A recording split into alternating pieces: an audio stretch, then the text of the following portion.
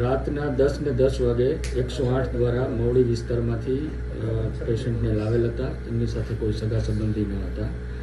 જ્યારે આ પ્રકારના દર્દીઓ દાખલ થાય છે ત્યારે આપણા સિવિલ હોસ્પિટલની અંદર હેલ્પ ડેસ્ક ટીમ કાર્યરત છે, જે 24/7 હાજર હોય છે.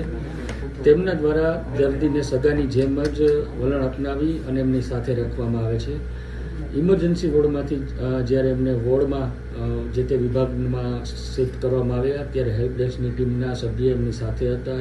જે એમને ખાટલો ન મળી જાય ત્યાં સુધી સાથે હતા.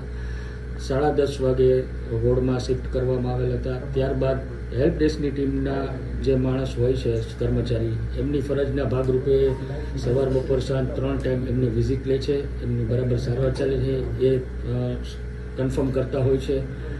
આ બાબતે જ્યારે સવારે 6 વાગે હેલ્પ ડેસ્કની ટીમના સભ્ય ત્યાં રાઉન્ડ લેવા ગયા ત્યારે પેશન્ટ મળેલ ન હતું. ત્યારબાદ તુરંત જ ખબર પડતા તે જે તે જગ્યાએ છે ત્યાંથી લઈ અને પાછું દાખલ કરવામાં આવેલ હતું. પીએમની આજુબાજુ સ્ટ્રેચર ઉપર કે જ્યાંથી મળે આવેલું હતું, ઇન્ફોર્મેશન મળેલી એ બાબતે. પરંતુ જ્યારે આ વસ્તુની તંત્રને જાણ થતાં તુરંત જ આ બાબતના સીસીટીવી ફૂટેજ ચેક કરવામાં આવેલા છે. તબીબી અધિક્ષક શ્રી દ્વારા તુરંત આની તપાસ કમિટી બનાવવામાં આવેલી છે. અત્યંત ગંભીર બાબત કહેવાય. જરાક પણ આને સહન ન કરી શકાય, જરાક પણ ચલાવી ના શકાય તે બાબતની બાબત કહેવાય.